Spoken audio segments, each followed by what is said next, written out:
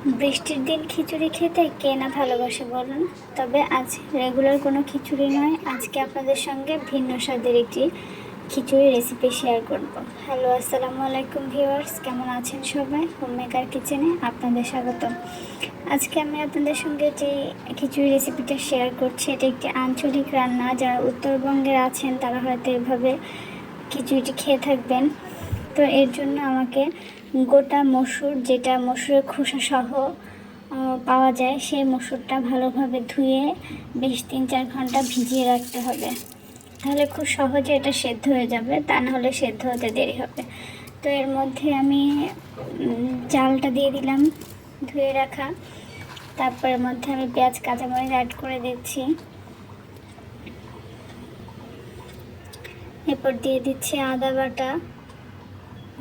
এখন আমি সব মশলাগুলো অ্যাড করে দিব। এর মধ্যে দিয়ে দিলাম রসুন বাটা, লবণ।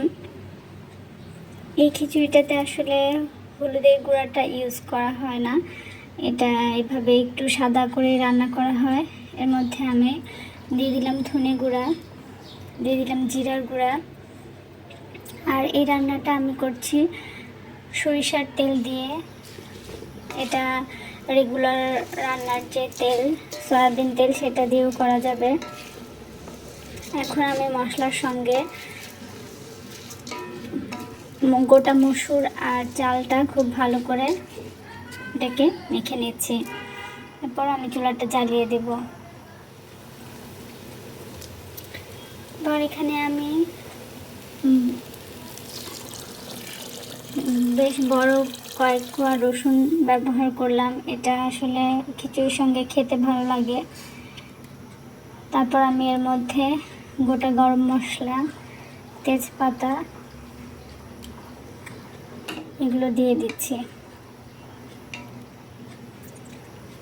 খুবই সাধারণ একটা রান্না, কিন্তু রেগুলার খিচুড়ি থেকে এই খিচুড়িটার কিন্তু বেশ টেস্টের ডিফারেন্ট আছে। এভাবে যদি কখনো খেয়ে থাকেন তাহলে অবশ্যই বুঝতে পারবেন এই খিচুড়িটা খেতে কিন্তু একদমই অন্যরকম স্বাদের হয়, কিন্তু খেতে খুবই ভালো লাগে। আমি এই পর্যায়ে আর একটু নেড়ে দেব, সামান্য একটু পানি আছে, একটু নেড়ে দিয়ে আবার ঢাকনা দিয়ে ঢেকে পানিটা শুকিয়ে আসা পর্যন্ত ওয়েট করব। তো দেখতে পাচ্ছেন আমার পানিটাও শুকিয়ে এসেছে আর খুব সুন্দর ঝরঝরে একটা খিচুড়ি হয়েছে। তো এটাকে আমি এখন সার্ভ করে নিচ্ছি। এই খিচুড়িটা আসলে যে কোনো ভর্তা দিয়ে খেতে ভালো লাগে, এরকম মরিচ ভর্তা, আলু ভর্তা বা বেগুন ভর্তা, শুটকি ভর্তা, যে কোনো ভর্তার সঙ্গেই খেতে ভালো লাগে। তো কেমন লেগেছে আমাকে সবাই জানাবেন। আসসালামু আলাইকুম, আল্লাহ হাফেজ।